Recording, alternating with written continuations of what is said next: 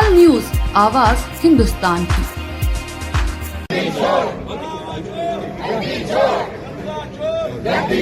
देंगे चंदा चोरों को।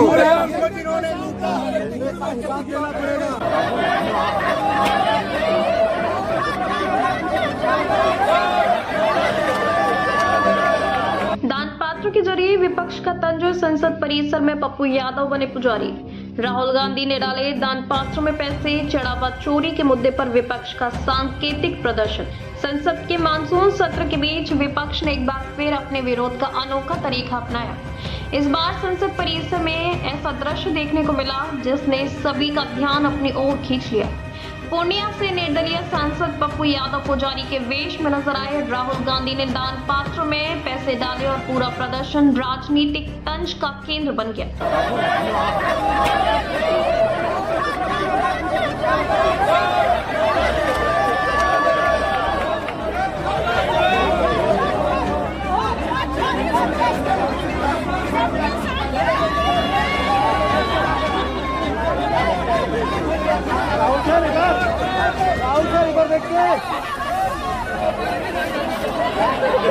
नई दिल्ली स्थित संसद परिसर में विपक्षी सांसदों ने एक सांकेतिक नाटक के जरिए सरकार पर निशाना साधा। इस दौरान निर्दलीय सांसद पप्पू यादव पुजारी के वेश में जमीन पर बैठे दिखाई दिए। उनके सामने एक दान पात्र रखा गया था जिसमें कांग्रेस सांसद राहुल गांधी ने पैसे डाले। कुछ ही देर बाद नाटक का दूसरा दृश्य सामने आया जहां पुजारी बने पप्पू यादव दान पात्र उठाकर भागते नजर आए।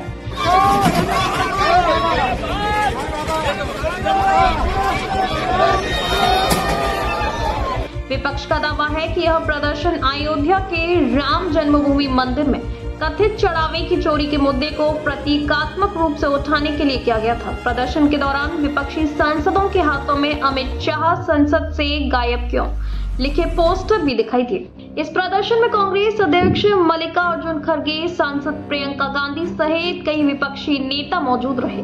विपक्ष ने इस मंच के जरिए सरकार से कई मुद्दों पर जवाब मांगा और संसद के भीतर चर्चा की मांग दोहराई।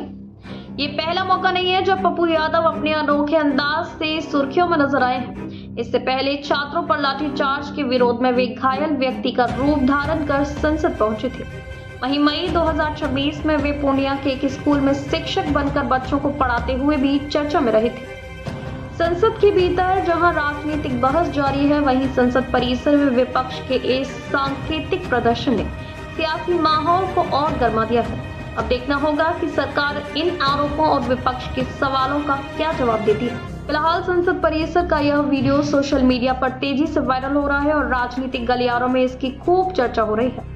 विपक्ष से जवाबदेही का सवाल बता रहा है, जबकि सरकार की ओर से इस प्रदर्शन पर आधिकारिक प्रतिक्रिया का इंतजार है।